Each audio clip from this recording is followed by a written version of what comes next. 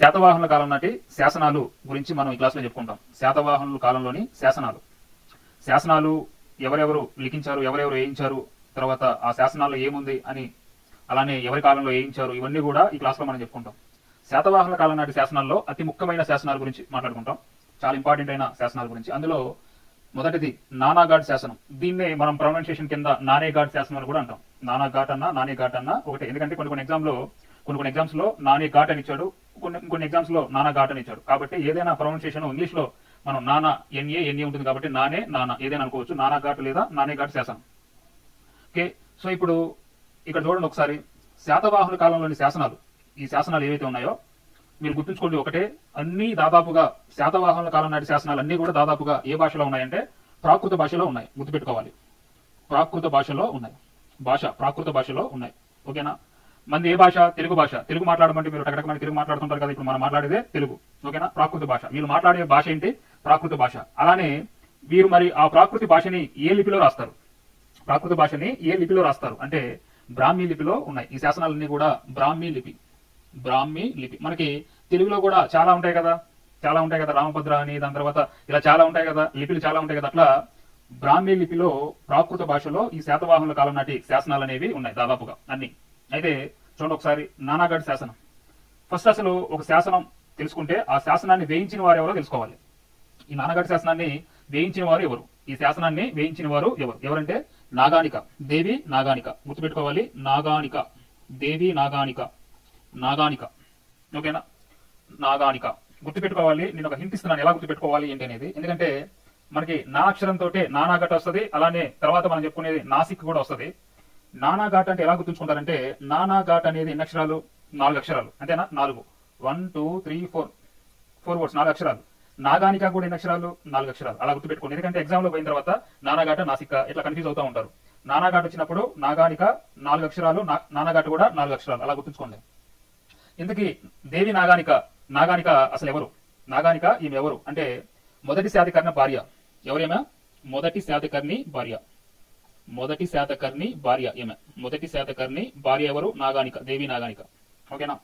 ఇది గుర్తుపెట్టుకోవాలి. నానాఘాట్ శాసనాన్ని వేయించిన నాగానిక ఎవరు? మొదటి శాతకర్ణి భార్య. ఓకేనా? శాతకర్ణి భార్య, మొదటి శాతకర్ణి భార్య. శాతవాహనంలో మొదటివాడు మొదటి శాతకర్ణి యొక్క భార్య నాగానిక ఈమె. మరి ఈ శాసనం అనేది ఎవరు వేయించారో మనం చెప్పుకున్నాం. నాగానిక వేయించింది. ఓకే, మరి ఇంతకీ శాసనం అనేది ఏ భాషలో ఉంది? ఇప్పుడే మనం చెప్పుకున్నాం. నానాఘాట్ శాసనం అనేది ఏ భాషలో ఉంది? ప్రాకృత భాషలో ఉంది. ఏ భాషలో ఉంది? ప్రాకృత భాషలో ఉంది. మరి ఏ లిపిలో ఉందంటే బ్రాహ్మీ లిపిలో ఉంది. గుర్తుపెట్టుకోండి, బ్రాహ్మీ లిపిలో ఉంది. ఈ రెండే ఇంపార్టెంట్. శాసనం ప్రాకృత భాషలో ఉంది, బ్రాహ్మీ లిపిలో ఉంది.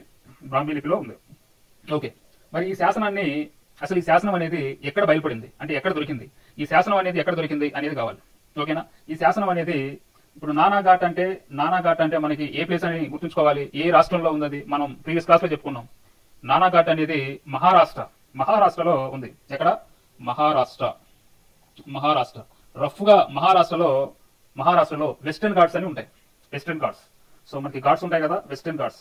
ఆ వెస్టర్న్ ఘాట్స్ లో కరెక్ట్ గా మహారాష్ట్రలో ఉన్న పూణే ఉంది కదా, ఆ పూణే దగ్గర నుంచి కొంచెం దూరంలో ఈ శాసనం అనేది లభ్యమైంది. చూడండి ఒకసారి, మీకు ఇక్కడ చూడండి, ఇవన్నీ వెస్టర్న్ ఘాట్స్. ఇప్పుడు మీరు చూడండి, ఇది నానే ఘాట్. ఈ వెస్టర్న్ ఘాట్స్ పెద్ద కొండలు చూడండి. ఇక్కడ పెద్ద కొండలు వెస్టర్న్ ఘాట్స్ ఇవి. ఈ ఘాట్స్ లో ఇందులో ఒక బౌద్ధ గుహలో లభ్యమైందంటే ఇది నానే ఘాట్ శాసనం అనేది ఎక్కడ లభ్యమైందంటే ఒక బౌద్ధ గుహలో లభ్యమైంది. బౌద్ధ గుహలో ఉంది ఈ శాసనం అనేది. ఇదిగో ఇక్కడ ఒక గుహ ఉంది. ఇక్కడ ఈ గుహలో ఇలా ఒక గోడ మీద ఇలా రాసింది శాసనం. ఇదిగో ఇది ఏ స్క్రిప్ట్ లో ఉంది? ఇది మొత్తంగా కూడా బ్రాహ్మీ స్క్రిప్ట్ ఇన్స్క్రిప్షన్. సో నానే ఘాట్ ఇన్స్క్రిప్షన్ ని తెలుగులో ఏమంటారంటే శాసనం అంటారు. ఇంకా బ్రాహ్మీ లిపిలో ఉంది ఇట్లా. ఓకే, ఇది ఇలా ఉంది. సో ఇక్కడ చూడండి, ఆ కొండలో ఒక బౌద్ధ గుహలో ఉంది. ఇది లభ్యమైంది మహారాష్ట్రలో. ఓకేనా? ఇది మనం అర్థం చేసుకోవాలి. తర్వాత మరి ఈ శాసనంలో ఏముంది అసలు? శాసనం ఉందంటే ఇప్పుడు ఇది ప్రాకృత భాషలో ఉంది. ఇది మనకు అర్థం కూడా కావట్లేదు. ఈ లిపి ఏంటో లేకపోతే ఈ ఇన్స్క్రిప్షన్ ఏంటో మనకు అర్థం కూడా కావట్లేదు. అసలు ఇది మనకి దీనిలో అసలు ఏముంది? ఏం మ్యాటర్ ఉంది? శాసనం అంటే ఏదో ఒకటి రాసి పెడతారు కదా, ఏముంది ఈ శాసనంలో? అసలు ఏం మ్యాటర్ ఉంది అంటే చూడండి ఒకసారి. ఈ శాసనంలో తన భర్త అయిన మొదటి శాతకర్ణిని పొగుడుతూ, ఇప్పుడు ఇంతకీ నానాఘాట్ శాసనాన్ని ఎవరు వేయించారు? నాగానిక వేయించింది. సో ఈమె వేయించింది కదా, సో ఈమె మనసులో ఉన్న భావాలనే లిఖించుంటుంది ఆ శాసనంలో. ఈమె మనసులో తన భర్త గురించి ఏమనుకుంటుందో అందులో వేయించింది ఒక లిపి, ఎవరైనా ఒక లిపి ఉంటారు కదా, అతనికి చెప్పి వేయించుంటుంది. ఈ శాసనంలో ఏమని లిఖించబడిందనంటే, తన భర్త అయిన మొదటి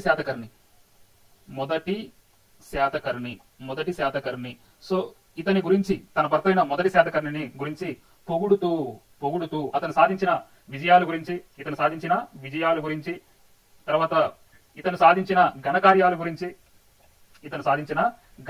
గురించి ఈమె తన భర్త గురించి చెప్పుకుంది. ఒక మాటలో చెప్పాలంటే, నా భర్త ఇలాంటి విజయాలు సాధించాడు, నా భర్త ఇలాంటి ఘనకార్యాన్ని సాధించాడని చెప్పేసి ఇందులో పేర్కొంది. ఓకేనా? అంటే ఎలా అభివర్ణించింది, ఈ శాసనంలో ఎలా అభివర్ణించింది, కొన్ని బిరుదులు కూడా ఇచ్చింది తన భర్తకి. ఇదిగో నా భర్త అప్రతిహాత చక్ర అని చెప్పేసి అభివర్ణించింది. ఏమని బిరుదు పెట్టింది? అప్రతిహాత చక్ర. గుర్తుపెట్టుకోండి, నా భర్త అప్రతిహాత చక్ర అని అభివర్ణించింది. అప్రతిహాత చక్ర. నా భర్త దక్షిణ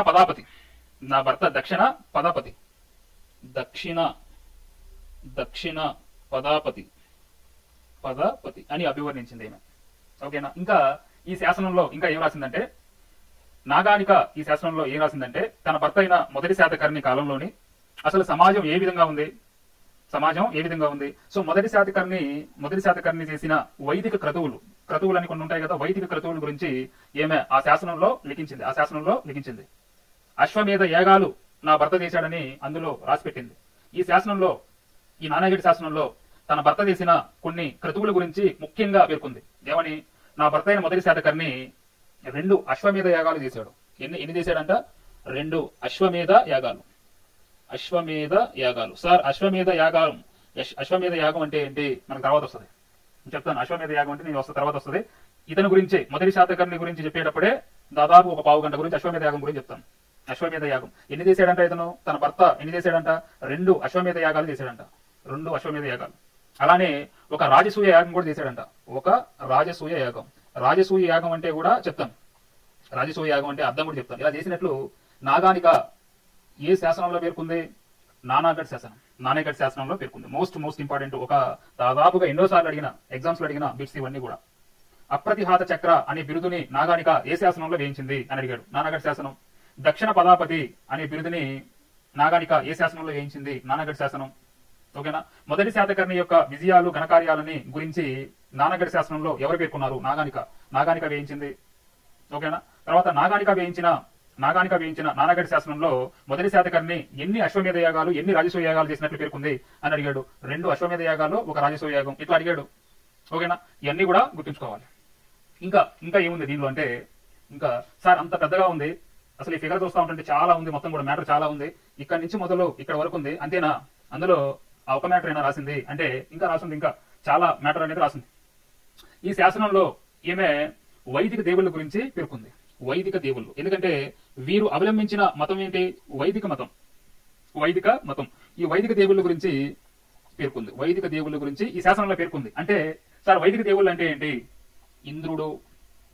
ఇంద్రుడు, అగ్ని, వరుణుడు, యముడు, ఇట్లా వీళ్ళు వైదిక దేవుళ్ళు. ఓకేనా? ఆ రోజుల్లో టెంపుల్స్ లేవు. వీళ్ళు ఈ కాలంలో టెంపుల్స్ ఇంకా నిర్మించలే. ఇంద్రుని కొలుస్తారు, అగ్నిని కొలుస్తారు, వరుణ్ణి కొలుస్తారు, ఇట్లా వీళ్ళు వైదిక దేవుళ్ళని కొలిచేవాళ్ళు. ఓకేనా? ఇలా గుర్తుంచుకోండి వైదిక దేవుళ్ళ గురించి రాసింది. ఎందుకంటే మనం ఏదైనా ఒక దానిని రాసేటప్పుడు ఫస్ట్ ఒక కొత్త నోట్స్ కొన్నామండి, మనమే నోట్స్ కొన్నాం. నోట్స్ కొన్న తర్వాత, లేకపోతే ఒక పుస్తకం కొన్న తర్వాత, లేకపోతే ఇంకెక్కడైనా కానీ మన గుళ్ళలో కానీ లేకపోతే ఇంకెక్కడైనా కానీ ఒక శిలాశాసనాన్ని వేయిస్తున్నారు. పైన ఏం రాస్తారు? శ్రీరామ, ఓం శ్రీ సాయిరామ్, ఇట్లా ఒక దేవుని గురించి, లేకపోతే గణపతి దేవుడి గురించి ఇట్లా రాస్తారు కదా. అట్లా ఈ శాసనంలో వైదిక దేవుళ్ళ గురించి, ఇంద్రుడు, అగ్ని, వరుణుడు ఇలా గురించి, ఇలా ఈ దేవుళ్ళ గురించి పేర్కొంది. అలానే ఇప్పుడు వెరీ ఇంపార్టెంట్ అయిన పాయింట్ ఇది, గుర్తుపెట్టుకోవాలి. నానాఘాట్ శాసనాన్ని, వెరీ ఇంపార్టెంట్. నానాఘాట్ శాసనాన్ని నాగానిక ఎవరి కాలంలో వేయించింది? చెప్పండి, ఎవరి కాలంలో వేయించింది? తన భర్త కాలంలోనా, లేకపోతే ఇంకెవరి కాలంలోనా? అంటే ఎవరి కాలంలో వేయించింది? చూడండి ఒకసారి. తన భర్త మొదటి శాతకర్ణి కాలంలోనా అంటే కాదు. తన భర్త ఎవరు? మొదటి శాతకర్ణి చనిపోయిన తర్వాత తన పెద్ద కొడుకైన, ఎవరి పెద్ద కొడుకు? వీళ్ళిద్దరి యొక్క సంతానం నాగానిక మొదటి శాతకర్ణి యొక్క సంతానం తన పెద్ద కొడుకైన వేదశ్రీ కాలంలో వేయించింది. గుర్తుపెట్టుకోండి, వేదశ్రీ కాలంలో వేయించింది. ఓకేనా? వీళ్ళకి 2 కొడుకులు, నాగానికకి అట్లానే మొదటి శాతకర్ణికి ఇద్దరు కొడుకులు ఎవరెవరాళ్ళు? వేదశ్రీ, శక్తిశ్రీ. గుర్తుపెట్టుకోవాలి, వేదశ్రీ, శక్తిశ్రీ. కొన్ని పుస్తకాల్లో వేదశ్రీని వేదసిరి అని కూడా రాసుంటుంది, వేదసిరి. సో వేదశ్రీ అన్న ఒకటే, కాకపోతే వేదశ్రీనే అనుకోవాలి మనం, ఎందుకంటే గౌతమ బాలశ్రీ అట్లా మనకి శ్రీలే కనిపిస్తారు కాబట్టి వీళ్ళలో శ్రీ అనేది గుర్తుంచుకోవాలి, వేదశ్రీ. ఈయనేమో పెద్ద కొడుకు, వేదశ్రీ పెద్ద కొడుకు, శక్తిశ్రీ చిన్న కొడుకు, ఇద్దరు కొడుకులు. పెద్ద కొడుకు వేదశ్రీ. ఈయననే, ఈ వేదశ్రీనే ఏమనంటారంటే పూర్ణోత్సుకుడు అంటారు, పూర్ణోత్సుకుడు అని అంటారు. ఓకేనా? ఇతని కాలంలో, ఎవరి కాలంలో?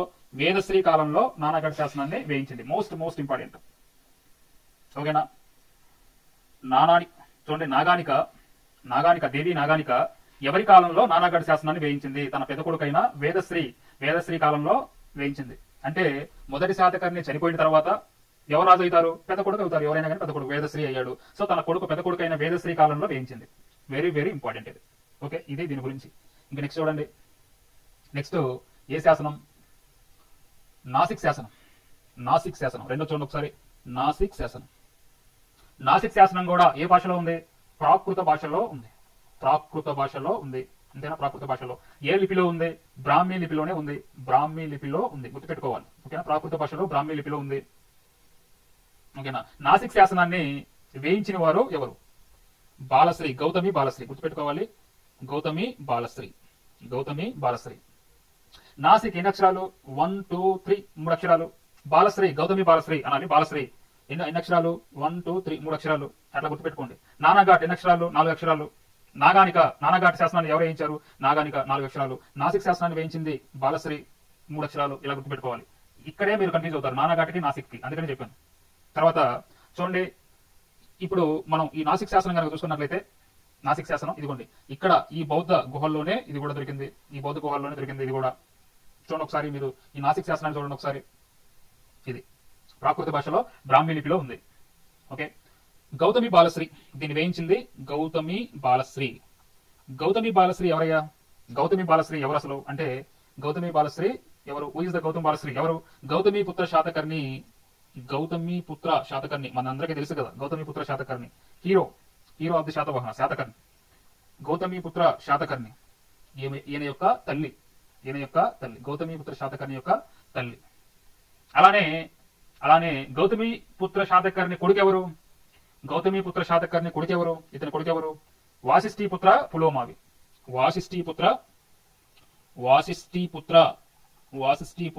పులోమావి. గుర్తుపెట్టుకోవాలి, పులోమావి. ఇతన్నే రెండవ పులోమావి అంటారు. మూడవ పులోమావి వేరు. మూడవ పులోమావి అంటే మేఘధ్వని శాసనాన్ని వేయించాడు. మూడవ పులోమావి ఆగ్రవాడు. రెండవ పులోమావి ఎవరంటే గౌతమి పుత్ర శాతకర్ణి కొడుకు. ఓకేనా? వాసిష్ఠీ పుత్ర పులోమావి యొక్క నాయనమ్మ గౌతమి బాలశ్రీ. అంతేనా? గౌతమి పుత్ర శాతకర్ణి తల్లి గౌతమి బాలశ్రీ. అలానే వాసిష్ఠీ పుత్ర పులోమావి లేదా రెండవ పులోమావి ఎవరైనా ఒకటే. ఇతన్నే రెండవ పులోమావి అని కూడా అంటారు. ఈయన యొక్క నాయనమ్మ ఎవరు? గౌతమి బాలశ్రీ. ఎందుకు నాయనమ్మ గురించి చెప్తున్నాను, ఇతని పేరు కూడా ఎందుకు రాశానంటే చెప్తాను ఇది కూడా. ఓకేనా? సరే, ఇప్పుడు నాసిక్ శాసనాన్ని వేయించింది ఎవరు? గౌతమి బాలశ్రీ. ఇన్నిసార్లు రాయడం వల్ల మీకు గుర్తుంటుందనే ఉద్దేశంతో రాస్తున్నాను, గౌతమి బాలశ్రీ. ఈ శాసనంలో, నాసిక్ శాసనంలో గౌతమి బాలశ్రీ అసలు ఏం రాసింది? ఇందులో ఎందుకోసం వేయించింది అంటే, ఈ శాసనంలో తన కొడుకైన గౌతమి పుత్ర శాతకర్ణి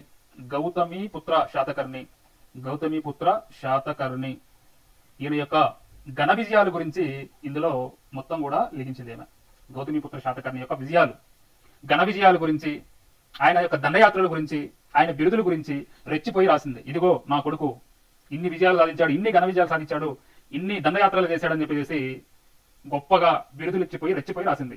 ఏ తల్లైనా కొడుకు గురించి గొప్పలే చెప్పుకుంటుంది. నా కొడుకు అలా, నా కొడుకు ఇలా, తోపు తురువు అని చెప్పుకుంటుంది. ఇక్కడ కూడా గౌతమి బాలశ్రీ గౌతమి పుత్ర శాతకర్ణి విషయంలో తీసుకోలేకుండా అలానే ఘన విజయాల గురించి, బిరుదుల గురించి చెప్పింది. ఏం చెప్పింది? ఏమని బిరుదులు ఇచ్చింది అంటే చూడండి ఒకసారి. ఈ శాసనంలో, నాసిక్ శాసనంలో గౌతమి బాలశ్రీ తన కొడుకైన గౌతమి పుత్ర శాతకర్ణికి పొగుడుతూ ఏమి బిరుదులు ఇచ్చిందంటే, వెరీ ఇంపార్టెంట్ ఈ బిరుదులు చూడండి ఒకసారి. ఏక బ్రాహ్మణ అనే బిరుదు రాయడం వల్ల మనకి ఇక్కడ ఏం తెలుస్తుందంటే, శాతవాహనులు ఏ వర్ణానికి చెందినవారు అని అర్థమవుతుంది. ఏ వర్ణానికి చెందినవారు? బ్రాహ్మణ వర్ణానికి చెందినవారు. గుర్తుపెట్టుకోవాలి, బ్రాహ్మణ వర్ణానికి చెందినవారు అని అర్థమవుతుంది. బ్రాహ్మణులు వీళ్ళు, శాతవాహనులు బ్రాహ్మణులు. ఒక ఎగ్జామ్లో అడిగాడు, ఒక ఎగ్జామ్లో శాతవాహనులు ఎవరు, ఆప్షన్ ఏ బ్రాహ్మణులు, ఆప్షన్ బి క్షత్రియులు, ఇట్లా ఆప్షన్లు అడిగాడు. ఓకేనా, శాతవాహనులు బ్రాహ్మణులు. అలానే ఏక బ్రాహ్మణ, అలానే ఏక వీర, ఏక వీర. ఓకే, నెక్స్ట్ ఏక వీర, ఇది ఎందుకంటే తమ రాజ్యం పక్కన ఉన్న శకులు ఎవరైతే ఉన్నారో ఈ శాతవాహనుల రాజ్యంలోని ఆడబిడ్డలను బలవంతంగా తీసుకొని పోయి వివాహం చేసుకుంటా ఉంటుంటే రాక్షసులాగా ఎత్తుకొని పోయి కొన్ని పెళ్లిళ్ళు అలానే బలాత్కారాలు చేస్తుంటే మమ్మల్ని కాపాడవయ్యా అని చెప్పేసి రాజ్యాభిషేకం చేసేటప్పుడు వేడుకున్నారంట. అందుకనే ఏకవీర అని తన బిడ్డని గొప్పగా చెప్పుకుంది ఇందులో. అలానే త్రిసముద్ర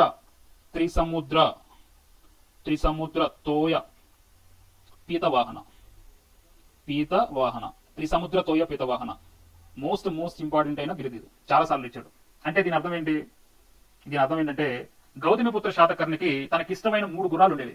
3 గుర్రాలు తన రథాన్ని ఇచ్చేది ఆ 3 గుర్రాలే. 3 గుర్రాలు, ఆ 3 గుర్రాలకి 3 సముద్రాల నీటిని తాగించిన వాడు అనమాట ఇతను. ఏవేంటి మనం చూసుకున్నట్లయితే 3 కనిపిస్తాయి కదా ఇక్కడ మామూలుగా. ఈ భారతదేశం అనుకుంటే బంగాళాఖాతం, హిందూ మహాసముద్రం, అరేబియా, ఈ 3 సముద్రాలు అంటే ఒక రకంగా చెప్పాలంటే ఈ 3 సముద్రాలు అంటే మొత్తాన్ని జయించిన వాడని అర్థం. అంటే ఇటు వెళ్ళాడు మొత్తంగా కూడా మొత్తాన్ని జయించాడని అర్థం అక్కడ. అంటే 3 గుర్రాలకి 3 సముద్రాల నీటిని తాగించిన వాడు. మరి గుర్రాలు ఉప్పు నీళ్ళు తాగాయో లేదో మనం తెలియదు కానీ, మనకైతే తెలియదు కానీ వాళ్ళమ్మ మాత్రం త్రిసముద్ర తోయపీత వాహన, మా కొడుకు 3 గుర్రాలకి 3 సముద్రాల నీటిని తాగించిన వాడు మా వాడు అని చెప్పేసి గొప్పగా చెప్పుకుంది ఈ శాసనంలో, నాసిక్ శాసనంలో. అలానే ఆగమ నిలయ అని ఒక బిరుదు వచ్చింది. అంటే దీని అర్థం ఏంటి? ఆగమ నిలయ అంటే అర్థం ఏంటంటే తన కొడుకుని చిన్నప్పటి నుంచి సాంప్రదాయ శాస్త్రాలని అధ్యయనం చేపించింది. అసలు నాకు తెలిసి గౌతమిపుత్ర శాతకర్ణిని చదివిన శాస్త్రాలు వీళ్ళు ఎంతమంది అయితే ఉన్నారో వారు మిగతా వాళ్ళు చదివారో లేదో కానీ సంప్రదాయ శాస్త్రాలను మొత్తం కూడా అధ్యయనం చేసి ఒక పట్టుబట్టిన వాడు ఇతనే గౌతమిపుత్ర శాతకర్ణి. అంత గొప్పవాడని, నా కొడుకు అంత గొప్పవాడు, ఆగమ నిలయ అని చెప్తుంది. ఇట్లా దీని అర్థాలు ఇవన్నీ కూడా ఈ శాసనంలో నాసిక్ శాసనంలోనే తన కొడుకు గురించి బిరుదులు ఇచ్చింది. ఏక బ్రాహ్మణ, ఏక వీర, త్రిసముద్ర తోయ పీతవాహన, ఆగమ నిలయ, ఇలా మొత్తం కూడా. అలానే ఇంకా ఏం చెప్తుందంటే, సరే ఇంతవరకు బానే ఉంది. ఇప్పుడు గౌతమి బాలశ్రీ నాసిక్ శాసనాన్ని ఎవరి కాలంలో వేయించింది చెప్పండి? గౌతమి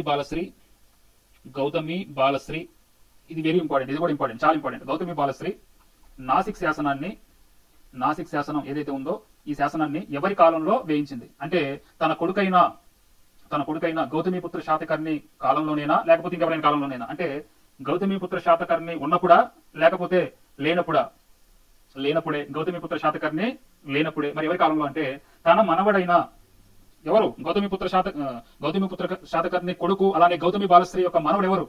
వాసిష్ఠీపుత్ర పులోమావి. ఇప్పుడే కదా మనం చెప్పుకుంది వాసిష్ఠీపుత్ర పులోమావికే మరొక పేరేంటి? రెండవ పులోమావి. ఇదే కదా రెండవ పులోమావి. ఇతని కాలంలోనే ఈ నాసిక్ శాసనాన్ని వేయించింది. ఇదిగో మీ నాయన గురించి రాస్తున్నాను చూడని చెప్పేసి అతను ఉన్నప్పుడే రాసింది. వాసిష్ఠి పులోమావి కాలంలోనే, ఇతని అధికారంలో ఉన్నప్పుడు, రెండవ పులోమావి అధికారంలో ఉన్నప్పుడు. మరి మనవుడు మొత్తం చూశాడు, వాసిష్ఠి పులోమావి చూశాడు మనవుడు. నాయనమ్మని గౌతమి బాలశ్రీ అంటున్నాడు. ఏమని? నాయనమ్మ, మా ఫాదర్ గురించి ఇన్ని బిరుదులు రాశావు, ఎక్స్ట్రాడనరీగా రాశావు, ఓకేనా, అది కూడా నా పాలనా కాలంలో, మరి నా గురించి ఒక్క బిరుదైన ఇవ్వచ్చు కదా అని చెప్పేసి అంటే గౌతమి బాలశ్రీ, సరే మనవడా, నీ నాన్న గురించి రాసినప్పుడు నీ గురించి కూడా రాయాలి కదా అని చెప్పేసి తన మనవడైన వాసిష్ఠీపుత్ర పులోమావి, అలానే లేదా రెండవ పులోమావి, ఏ పేరు పెట్టి పిలిచినా ఒకటే, ఆ రెండవ పులోమావి గురించి అదే శాసనంలో, ఏ శాసనంలో? ఇప్పుడు మనం చెప్పుకుంటున్న నాసిక్ శాసనంలో మనవడి గురించి కూడా రాసింది. ఏమని రాసిందంటే, అప్పట్లో శాతవాహనుల కాలంలో నవనగరాలు ఉండేవి. 9 నగరాలు ఉండేవంట. 9 నగరాలు, పెద్ద పెద్ద నగరాలు. ఆ నవనగరాలకి అధిపతి కదా నువ్వు, ఆ నవనగరాలకి నువ్వు దేవుడు లాంటి వాడి కదా, నువ్వే కదా రాజు. కాబట్టి నవనగర స్వామి అని బిరుదిచ్చింది. నవనగర స్వామి. అట్లానే ఇదే నాసిక్ శాస్త్రంలో ఇతన్నే ఉద్దేశిస్తూ, రెండవ పులోమావిని ఉద్దేశిస్తూ ఇతనికి ఇచ్చిన మరొక బిరుదు ఏంటంటే దక్షిణ పదేశ్వరుడు. గుర్తుపెట్టుకోవాలి, దక్షిణ పదేశ్వరుడు. దక్షిణ పదాపతి వేరు, దక్షిణ పదేశ్వరుడు వేరు.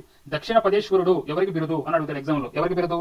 దక్షిణ పదేశ్వరుడు ఎవరికి బిరుదు అని అడుగుతాడు. ఎవరికి బిరుదు? రెండవ పులోమావికి బిరుదు, లేదా వాసిష్ఠీపుత్ర పులోమావి. ఆప్షన్ లో వాసిష్ఠీపుత్ర పులోమావి ఉంటే అతనిది, లేదా ఆప్షన్ లో రెండవ పులోమావిని ఇస్తే రెండవ పులోమావి. ఓకేనా? అట్లా.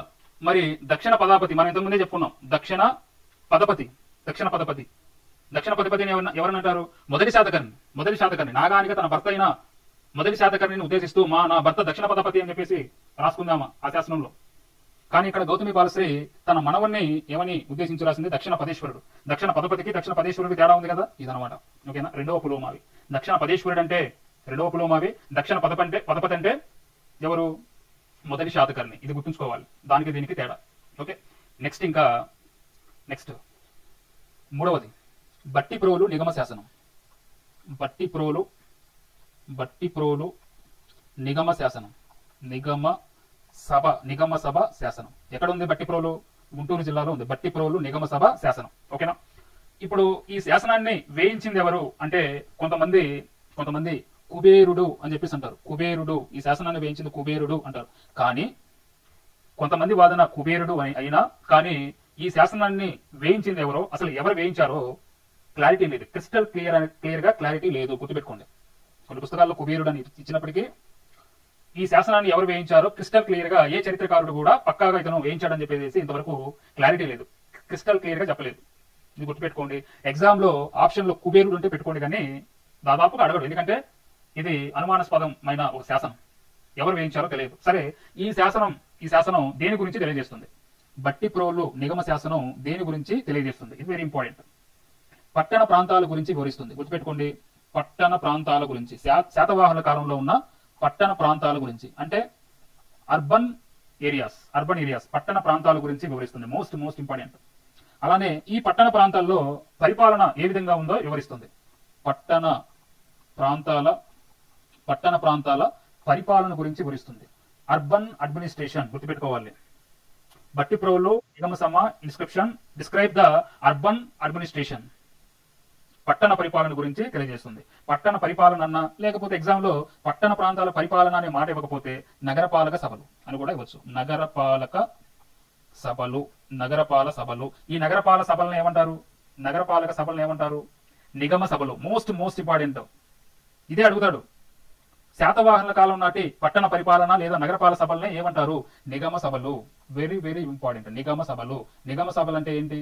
నగరపాలక సభలు. నగరంలో ఏవైతే ఒక 10 మంది కూర్చొని, అధికారులు కూర్చొని ఏదైతే సభ నిర్వహిస్తారో దాన్నే నిగమ సభలు అంటారు. అర్బన్ అడ్మినిస్ట్రేషన్ గురించి చెప్తుంది, పట్టణ ప్రాంతాల పరిపాలన గురించి చెప్తుంది. బట్టిప్రోలు నిగమ సభ శాసనం. Most important. చాలాసార్లు అడిగాడు ఇది. తర్వాత నెక్స్ట్ ఉన్నాగర్ శాసనం. ఉన్నాగర్ శాసనం ఇది, దీనిని కూడా ఎవరు వేయించారో తెలియదు. అన్నోన్ పర్సన్, ఎవరు వేయించారో తెలియదు. కానీ మనం లాస్ట్ క్లాస్ లో చెప్పుకున్నాం, ప్రీవియస్ క్లాస్ లో చెప్పుకున్నాం. ఉన్నాగర్ శాసనం ఎక్కడ దొరికింది? ఉన్నాగర్ శాసనం బళ్ళారిలో దొరికింది. ఎక్కడ? బళ్ళారి, కర్ణాటక దగ్గర ఉన్న బళ్ళారిలో దొరికింది. ఇదేం చెప్తుంది? ఉన్నాగర్ శాసనం ఏం చెప్తుంది అంటే శాతవాహనుల కాలం నాటి కేంద్ర పరిపాలన గురించి చెప్తుంది. కేంద్ర పరిపాలన గురించి చెప్తుంది. అంటే కేంద్ర పరిపాలన అంటే మర్షన్ షుడ్ బి దాంట్లో ఏంటి సార్? కేంద్ర పరిపాలన అంటే కేంద్రంలోని మంత్రి మండలి గురించి చెప్తుంది. మంత్రి మండలి, సెంట్రల్ అడ్మినిస్ట్రేషన్ గురించి చెప్తుంది. కేంద్రంలోని మంత్రి మండలి గురించి చెప్తుంది. మంత్రి మండలి గురించి, దానిలో పరిపాలన వ్యవస్థ గురించి, అంటే సెంట్రల్ అడ్మినిస్ట్రేషన్ గురించి చెప్తుంది. ఓకేనా? అర్బన్ అడ్మినిస్ట్రేషన్ గురించి చెప్పే శాసనం ఏంటి? అర్బన్ అడ్మినిస్ట్రేషన్, నగరపాలక సభలు, పట్టణ పరిపాలన గురించి తెలిపే శాసనం ఏంటి? బట్టిప్రోలు నిగమ శాసనం. అలానే సెంట్రల్ అడ్మినిస్ట్రేషన్, కేంద్ర పరిపాలన గురించి, కేంద్రంలో మంత్రి మండలి ఉంటుంది, వారి యొక్క పరిపాలన గురించి, పరిపాలన వ్యవస్థ గురించి చెప్పే శాసనం ఏంటి? ఉన్నాగర్ శాసనం. ఇది మీరు గుర్తుంచుకోవాలి. దానికి దీనికి డిఫరెన్స్ చెప్తున్నాను. ఇంకా నెక్స్ట్ మేకధోని శాసనం. ఇది ప్రీవియస్ క్లాస్ లో కూడా వచ్చింది. మేకధోని శాసనాన్ని ఫస్ట్, అసలు ఈ శాసనాన్ని వేయించింది ఎవరు? మేకధోని శాసనాన్ని వేసింది ఎవరు? మూడవ పులోమావి. Most important. చాలా సార్లు రివిజన్ అవుతుంది మనం చూడండి. మూడవ పులోమావి 3 అన్నా, మూడవ పులోమావి అన్నా ఒకటే. మరి మేకధోని శాసనం ఎక్కడ దొరికింది? లాస్ట్ క్లాస్ లో చెప్పుకున్నాం. కర్ణాటక దగ్గర ఉన్న బళ్ళారి ప్రాంతంలో దొరికింది. బళ్ళారిలోనే కదా, బళ్ళారిలో దొరికింది. మూడవ పులోమావి ఎవరు? శాతవాహనులో చివరివాడు. శాతవాహనులు మనకి లిస్ట్ వస్తున్న తర్వాత అందులో చివరివాడు. ఆ చివరివాడే ఈ మేకధోని శాసనాన్ని వేయించాడు. మరి ఇందులో ఈ శాసనంలో ఏముంది? ఏమని రాశాడు? ఏమని లిఖించాడు అంటే గ్రామ పరిపాలన గురించి ఉంటుంది. ఇందులో గ్రామ పరిపాలన గురించి ఉంటుంది. అర్బన్ అడ్మినిస్ట్రేషన్ అంటే పట్టణ పరిపాలన గురించి తెలియజేసేది బట్టిప్రోలు అయితే, బట్టిప్రోలు నిగమ సభ శాసనం అయితే, గ్రామ పరిపాలన గురించి తెలియజేసే శాసనం మేకధోని శాసనం. మేకధోని శాసనం గుర్తుపెట్టుకోవాలి. కేంద్రంలోని మంత్రిమండలి గురించి పరిపాలన వ్యవస్థ గురించి చెప్పే శాసనం ఉన్నాగర శాసనం అయితే, పట్టణ పరిపాలన గురించి తెలియజేసే శాసనం బట్టిప్రోలు నిగమ సభ శాసనం అయితే, గ్రామ పరిపాలన గురించి తెలియజేసే శాసనం ఏంటంటే మేకధోని శాసనం. గ్రామంలో అప్పుడు శాంతి భద్రతలో చూసుకునే అధికారి ఒక ఉండేవాడు. ఒక గ్రామం ఉంటే ప్రతి గ్రామంలో ముఖ్యంగా గ్రామంలో కావాల్సింది ఏంటి? శాంతి భద్రతలు. అక్కడ గొడవలు కాకుండా అలానే శత్రువులు విరుచుకుపడకుండా శాంతి భద్రతలు కాపాడే ఒక అధికారి ఉంటాడు. ఆ అధికారిని గుల్మిక అంటారు. గుల్మిక ఇతనే గ్రామ పాలన పెద్ద ఇతను గుల్మిక. ఈ గుల్మిక ఉంటాడని ఏ శాసనంలో రాసిందంటే మేకధోని శాసనంలో రాసింది. ఒక ఎగ్జాంపుల్ అడిగాడు, గ్రామ పాలన పెద్దలను గురించి వివరించే శాసనం ఏంటి? శాతవాహన కాలం నాటి గ్రామ పాలన పెద్దల గురించి వివరించే శాసనం ఏంటి? మేకధోని శాసనం. గ్రామ పరిపాలనలో గ్రామంలో ముఖ్య శాంతి భద్రతల అధికారి ఉంటాడని చెప్పే శాసనం ఏంటి? మేకధోని శాసనం. గుల్మిక, అతని పేరు గుల్మిక. మోస్ట్ ఇంపార్టెంట్ గుల్మిక, అధికారి పేరు గుల్మిక. అలానే మేకధోని శాసనం గురించి ఇంకో బెస్ట్ పాయింట్ ఏంటంటే, దేనికైనా కానీ ఆరంభం ఎంత ఉంటుందో పతనం కూడా ఉంటుంది. దేనికైనా, వ్యవస్థకైనా, రాజ్యానికైనా, మనిషికైనా, దేనికైనా కానీ ఆరంభం ఉంటుంది, పతనం కూడా ఉంటుంది. అయితే మరి ఈ శాతవాహన రాజ్యానికి పతనం కూడా ఉంది. ఈ పతనం గురించి చెప్పే శాసనం ఏంటంటే మేకధోని శాసనం. ఈ రాజ్య పతనం గురించి తెలియజేసే శాసనం ఏంటంటే మేకధోని శాసనం. శాతవాహనుల కాలం నాటి శాతవాహనుల రాజ్య పతనం గురించి తెలియజేసే శాసనం మేకధోని శాసనం. మోస్ట్ ఇంపార్టెంట్, గుర్తుపెట్టుకోండి. ఓకే, నెక్స్ట్ ఇంకా హతిగుంప శాసనం. హాతిగుంప అంటారు. హాతిగుంప శాసనం ఏంటి ఈ శాసనం? హాతిగుంప శాసనం. సరే, ఇది ఫస్ట్ వేసింది ఎవరో చూద్దాం. హాతిగుంప శాసనాన్ని వేయించింది ఎవరు? కారవేలుడు. గుర్తుపెట్టుకోండి, కారవేలుడు. సార్, కారవేలుడు ఇతను శాతవాహన రాజా అంటే శాతవాహన రాజు కాదు. మరి ఏ రాజు అంటే కళింగ రాజు. కళింగ రాజ్యం అంటే ఎక్కడ ఉంది సార్ అంటే చూడండి, ఇక్కడ హతిగుంప శాసనం బయలుపడిన ప్లేస్ ఏంటంటే ఒరిస్సా. గుర్తుపెట్టుకోండి, ఒరిస్సాలో భువనేశ్వర్ దగ్గర బయటపడింది. భువనేశ్వర్ ఇదే కదా కళింగ దేశం అంటారు. కళింగ దేశం, ఓకేనా? చూడండి, ఇక్కడ ఒరిస్సా దగ్గర భువనేశ్వర్ లో బయటపడింది. కారవేలుడు ఏ వంశానికి చెందినవాడు? కళింగ రాజు. గుర్తుపెట్టుకోండి, ఇక్కడ నేను ఒకటే చెప్తున్నాను.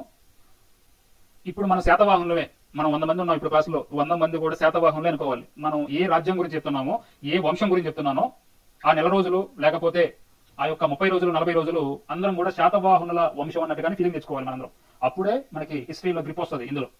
మనం కూడా ఇందులో భాగమే అనుకొని చదివితేనే మనకి దక్కుతుంది. శాతవాహనులకి శత్రువులు 2 బ్యాచ్లు ఉన్నారు. గుర్తుపెట్టుకోండి, శాతవాహనులకి శత్రువులు ముఖ్యంగా 2 బ్యాచ్లు ఉన్నారు. 2 బ్యాచ్లు ఎవరాలంటే, ఒక బ్యాచ్ కళింగ రాజులు, ఒక బ్యాచ్ శత్రువులు. నేను అంటున్నాను కళింగ రాజులు ఎప్పుడు కూడా యుద్ధాలు వీళ్ళతోటి కళింగ రాజులు. ఇంకా రెండో బ్యాచ్ ఏంటంటే, క్షహరాజ వంశరాజులు. క్షహరాజ వంశరాజులు వీళ్ళు, ఓకేనా? క్షహరాజ రాజులు వీళ్ళు. ఇప్పుడు కారవేలుడు మనకి ఏ రాజు? కళింగ రాజు. మనకి క్షహరాజ వంశరాజులు మనకి ఎక్కడ వస్తారంటే, బెస్ట్ ఎగ్జాంపుల్ దీనికి నహపానుడు అని చెప్పేసి తర్వాత వస్తాడు. నహపానుడు మనకి గౌతమిపుత్ర శాతకర్ణి గురించి చెప్పుకునేటప్పుడు వస్తాడు ఈ నహపానుడు. అప్పుడు మనం చెప్పుకుంటాం, ఓకేనా? వీళ్ళతోనే ఎక్కువగా, ఈ 2 వంశరాజులతోనే ఎక్కువగా వీళ్ళకి ఫైటింగ్ అనమాట. ఎక్కువగా శత్రువులు వీళ్ళే. ఇప్పుడు కారవేలుడు హతిగుంప శాసనాన్ని ఎవరు వేయించారు? హతిగుంప శాసనాన్ని కారవేలుడు ఏ వంశరాజు? కళింగ రాజు. మరి ఈ శాసనం ద్వారా ఆయన ఏం రాశాడు? ఇందులో హాతిగుంప శాసనంలో అసలు ఇందులో ఏం రాశాడు అంటే, ఇప్పుడు ఈ కారవేలుడు ఎవరైతే ఉన్నారో చూడండి, ఇక్కడ కారవేలుడు ఈ శాసనాన్ని వేయించింది ఎవరు? కారవేలుడే కదా. ఈ కారవేలుడు ఎవరికి సమకాలికుడు అంటే ఏంటిదని అర్థం? సమకాలికుడు అంటే కారవేలుడు ఉన్నప్పుడు అతనితో పాటు ఉన్న శాతవాహన రాజు ఎవరు? ఆ కాలం నాటి శాతవాహన రాజు ఎవరు అని అర్థం సమకాలికుడు అంటే. ఆ కాలంలో ఇతను ఉన్నప్పుడు, కారవేలుడు కళింగ రాజ్యాన్ని ఏలుతున్నప్పుడు శాతవాహన రాజ్యాన్ని ఎవరు ఏలుతున్నారు అని అర్థం. మొదటి శాతకర్ణి వెళ్తున్నాడు ఇక్కడ. మొదటి శాతకర్ణి మన రాజ్యాన్ని వెళ్తున్నాడు. మొదటి శాతకర్ణి, ఓకేనా? మొదటి శాతకర్ణి. అయితే చూడండి, ఇక్కడ మొదటి శాతకర్ణి వెళ్ళేటప్పుడు మన శాతవాహన రాజ్యంలోని ఒక నగరం ఉంది, మోస్ట్ ఇంపార్టెంట్ అయిన ఒక నగరం ఉంది. ఆ నగరం పేరు ఏంటంటే మూషికా నగరం. మూషికా నగరం, మూషికా నగరం చాలా సుందరమైన నగరం, చాలా అందమైన నగరం మూషికా నగరం. ఈ నగరంపై దాడి చేశాడు. ఎవరు? కారవేలుడు. దాడి చేసి అల్ల కొల్లాలు చేసేసి ఈ నగరంలో మొత్తం ఈ నగరాన్ని గాడిదలతోటి దున్నించాడంట కారవేలుడు. గాడిదలతోటి ఇట్లా ఆగమాగం చేసి ఆ నగరానికి అసలు మొదటి శాతకర్ణి మూషికా నగరం అని పెట్టాడు. నేను గాడిదలతోటి దున్నించాను దీన్ని, ఈ నగరాన్ని. కాబట్టి నేను ఈ మూషికా నగరాన్ని దేనిగా మారుస్తానని మార్చాడంటే పితుండ నగరంగా పేరు పెట్టాడు. పితుండ నగరం అని నామకరణం చేశాడు. మూషికా నగరం కాదు, ఇప్పటి నుంచి నేనే ఏలుతున్నాను అని చెప్పేసి పితుండ నగరంగా పేరు మార్చాడు. మోస్ట్ ఇంపార్టెంట్ అయిన పాయింట్ ఇది. నెక్స్ట్ జూనాగఢ్ శాసనం.